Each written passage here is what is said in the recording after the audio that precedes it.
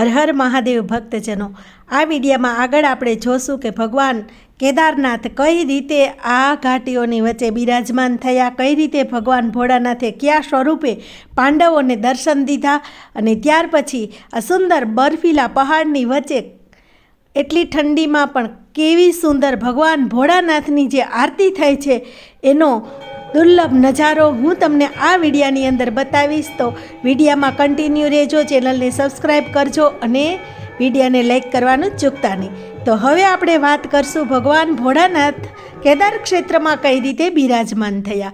તો અમે આજે ગૌરીકુંડથી કેદારનાથ હેલીપેડ સુધી પહોંચી ગયા અને ત્યાર પછી હવે આગળનો જે રસ્તો અમે જઈ રહ્યા છીએ એમાં હું તમને ભગવાન કેદારનાથ મહાદેવ ભોળાનાથ કઈ રીતે આ કેદાર ક્ષેત્રની અંદર બિરાજમાન થયા અને કઈ રીતે ભગવાને કેદારનાથ નામ ધારણ કર્યું।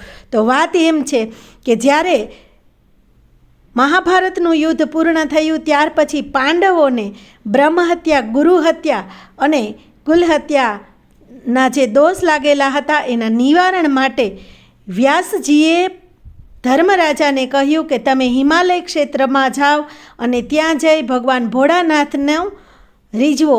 ભગવાન ભોળાનાથ તમારા ઉપર પ્રસન્ન થાય તો જ તમારી ઉપર લાગેલી જે આ યુદ્ધમાં થયેલા જે નરસંહારની જે પાપ છે એનાથી તમે મુક્ત થશો। ત્યારે પાંડવો વ્યાસજીની આજ્ઞા લઈ અને રાજપાટ છે એના પૌત્રને સોંપી અને પાંડવો છે એ આગળ હિમાલય તરફ પ્રયાણ કરે છે। ત્યારે ભગવાન ભોળાનાથ જે કેદાર ક્ષેત્રની આગળ આપણે ઋષિકેશથી આગળ જઈએ છીએ ત્યાં વચ્ચે કાશી એટલે કે ગુપ્ત કાશી આવે છે, ત્યાં ભગવાન ભોળાનાથ ત્યારે વાસ કરતા હતા। જ્યારે મહાદેવને આ વાતની જાણ થઈ કે પાંડવો પોતાના પાપના નિવારણ માટે ભગવાન ભોળાનાથના શરણે આવે છે ત્યારે મહાદેવ ત્યાંથી ગુપ્ત થઈ ગયા એટલે કે અદૃશ્ય થઈ ગયા। ત્યાર પછી એ કાશીનું નામ ગુપ્ત કાશી થયું અને ભગવાન ભોળાનાથ એક મોટા વૃષભ એટલે કે બળદનું સ્વરૂપ ધારણ કરી અને આ જે હિમાલય ક્ષેત્ર છે એમાં ચારે બાજુ વિચરણ કરતા હતા। પાંડવો એને પાછળ પાછળ ભગવાન ભોળાનાથને ગોતવા માટે જઈ રહ્યા હતા।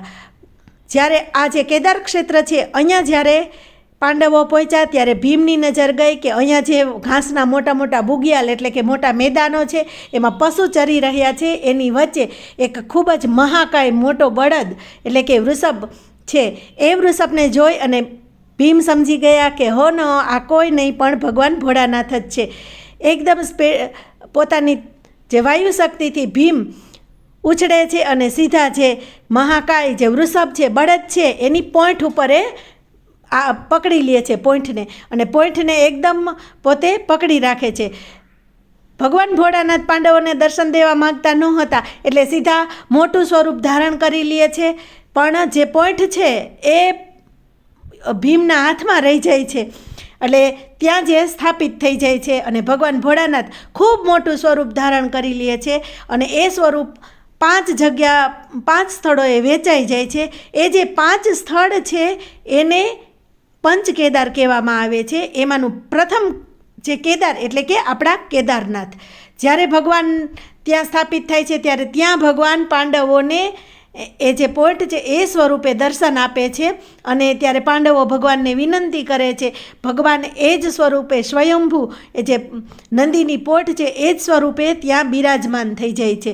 અત્યારે પણ આપણે જ્યારે કેદારનાથ મંદિરની અંદર શિવલિંગનો અભિષેક કરવા જઈએ છીએ અને ભગવાનના સ્વરૂપનું દર્શન કરીએ છીએ તે એ નંદીની પોટ સ્વરૂપે જ છે, એ હું તમને અત્યારે આ વિડીયોમાં બતાવી રહી છું। તો આ રીતે ભગવાન ભોળાનાથ છે એ પાંડવોને અહીંયા દર્શન આપે છે અને પાંડવોના પ્રાર્થનાથી ભગવાન અહીંયા કાયમને માટે સ્વયંભૂ શિવલિંગમાં બિરાજમાન રહે છે।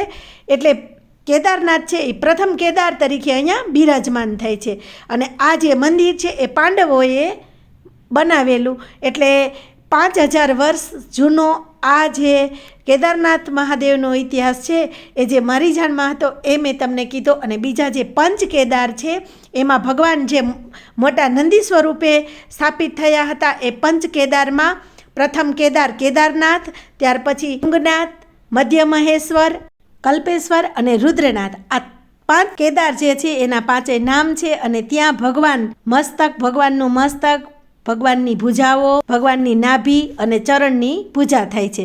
તો આ રીતે પંચ કેદારનો ઇતિહાસ છે એ મેં તમને કીધો છે. હવે હું તમને વિડીયામાં આગળ કેદારનાથની જે આરતી છે એ બતાવીશ.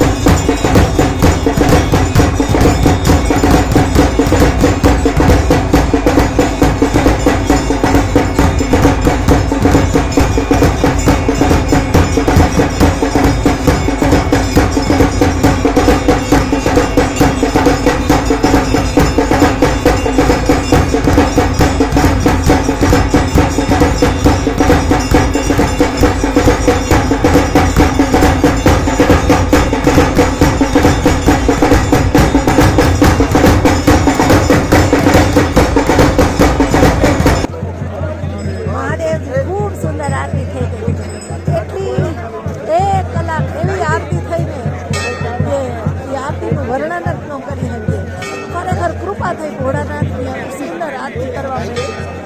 મહાદેવની ખૂબ કૃપા થઈ. નવરાત્રિમાં 5મું નોરતું અને આજે સોમવાર મહાદેવનો. આજે અમે ભગવાન ભોળાનાથના દર્શન કર્યા. કોઈ સીમા જ નથી એમ અંતરમાં એવો આનંદ ઉભરાય છે ને કે તો તમે અહીંયા આવો ને તો જ અનુભવ છે. એ આપણે ઘરે ભરી અને લઈ જઈ શકીએ. આનું ચરણામૃત લઈ શકીએ અને ઘરમાં રાખવાથી પણ ખૂબ પવિત્રતા રહે એવા મોટો કુંડ છે અહીંયા. આમાં ક્યારેય પાણી ખૂટતું નથી. આ ભીમશિલા જો મંદિર જેવડી જ છે આ શિલા. જો હું તમને પૂરી દેખાડું. આ જેટલો માપ આનો છે ને એટલો જ તમે જુઓ મંદિરનો છે. એવડી જ સાઈડની શિલા ભગવાનના મંદિર આડી રહી ગઈ અને એણે મહાદેવના મંદિર સરસ રક્ષી લીધું. અને એકદમ મંદિરના સાઈઝની આ શિલા. આ શિલાએ ભગવાન ભોળાનાથના મંદિરની આડે આવી ગઈ અને પાણીના બે ભાગ થઈ ગયા. સોમવારની સાયન આરતી કરવાનો અવસર મળ્યો ને એનો આનંદ અનેરો હતો. ત્યાર પછી ભોજન પ્રસાદી લઈ રૂમે ગયા. ઊંઘ તો કાંઈ આવવાની નહોતી કેમ કે મન તો મહાદેવના ચરણોમાં હતું. ત્યાર પછી 1 વાગ્યો એટલે જલ્દીથી ઊભા થયા અને લાઈનમાં જોડાઈ ગયા. જલ્દીથી મહાદેવના દર્શન કરવા, શિવલિંગને સ્પર્શ કરવા આતમરામ ઉતાવળો થઈને ઊભો હતો. જેવા અમને ભગવાન ભોળાનાથના શિવલિંગના દર્શન કર્યા કે મનમાં હતી જે પ્રાર્થના એ મનમાં રહી ગઈ ને હાથમાં હતી વસ્તુઓ એ હાથમાં રહી ગઈ. ભગવાન ભોળાનાથને ભેટીને નમન કર્યા. કંઈ કેટલાય જન્મના પુણ્યને પ્રતાપે આજે ભોળાનાથના શિવલિંગને સ્પર્શ કરી, મહાદેવને સ્પર્શ કરી અને ભગવાનને ચરણે નમવાનો જે અવસર મળ્યો એ તો ભક્તજનો તમે જ્યારે અહીંયા આવો ને ત્યારે જ અનુભવી શકો. આ ભીમશિલા મેં સાંજે તમને દર્શન કરાવ્યા હતા ને, આ ભીમશિલા જો આ તમને ઉપર મંદિર દેખાય છે અને આડે જો આ રીતે શિલા છે ને આડી આવી ગઈ હતી અને જે જોરદાર પાણીનો પ્રવાહ આવ્યો ને આ શિલા આડી આવી ગઈ એટલે પાણીનો પ્રવાહ છે એ બે ભાગમાં વેચાઈ ગયો અને મંદિરની આડી આ શિલા આવીને રહી ગઈ. એટલે આ છે ને ભગવાન ભોળાનાથનો ચમત્કાર હજી કોઈ સમજી નથી શક્યું અને એટલે જ આ જે આવી પહાડો છે કે જ્યાં એક ઝાડવું નથી દેખાતું અને આ જે ઉપર તમને દેખાય છે ને બરફના પહાડો છે, આ પહાડો બાજુમાં જ છે અને આટલી ઠંડી પડે છે તોય અહીંયા માણસો હમાતું નથી. એટલું ભગવાનના ભોળાનાથના ભક્તો આજે દાદાના દર્શન કરવા આવ્યા છે. તો આજે હું તમને આખી જે આ કેદાર ઘાટી છે, કેદારનાથ જે ઘાટીઓની વચ્ચે છે એ પૂરી ઘાટીના હું તમને દર્શન કરાવું છું. તો આ સુંદર છે મહાદેવનું મંદિર. આ ગૌમુખ છે, અહીંયા 4 ગૌમુખ આવી રહ્યા. અહીંયા બધાએ આપણે હાથ પગ મોઢું ધોઈ અને પછી સ્નાન પણ કરી શકીએ, મહાદેવના દર્શન કરવાના. આ ભૈરવ જવાનો રસ્તો જે આગળ જાય છે ને ભૈરવ જવાનો રસ્તો. મુકુંદ ભૈરવ છે એ કેદારનાથના ક્ષેત્રપાળ દેવ છે એટલે પહેલાં મુકુંદ ભૈરવના દર્શન કરવાના, ત્યાર પછી ભગવાન ભોળાનાથના આપણે દર્શન કરવાના. માત્ર 8 વર્ષની નાની ઉંમરે પગપાળા ભારત ભ્રમણ કર્યું, પોતાના જ્ઞાનથી સનાતન હિન્દુ ધર્મનો પુનરુદ્ધાર કર્યો અને 32 વર્ષની ઉંમરે દેહ ત્યાગ કર્યો એવા આદિ શંકરાચાર્યની આ તપોભૂમિ છે. બાબા કેદારના મંદિરમાં પ્રવેશતાની સાથે જ મંદિરની અંદર 5 પાંડવોની મોટી મોટી મૂર્તિઓ છે, સાથે માં દ્રૌપદીમાં છે, ભગવાન નારાયણ અને માં લક્ષ્મી માતા પણ અહીંયા બિરાજમાન છે. અને સાથે મંદિરને જે મેઇન દ્વાર છે એની ઉપર ખૂબ મોટું પુષ્પ છે, એ પુષ્પનું નામ છે કેદાર પુષ્પ. બ્રહ્મકમળ તો સાંભળ્યું હતું પણ આ કેદાર પુષ્પ છે એ ભગવાનના મંદિરની શોભા વધારી રહ્યું છે. માતા જગદંબા માં ભવાની પણ મહાદેવની સાથે બિરાજમાન છે. મંદિરના સાનિધ્યમાં આટલા ભાવિકો અત્યારે ઉમટી રહ્યા છે. ખૂબ જ શ્રદ્ધાળુઓ આવ્યા છે, ભોળાના ભક્તો આજ તો ખૂબ આવ્યા છે દર્શન કરવા. હું તમને 4 કોરથી જા ઉતારા છે દર્શન કરાવું છું.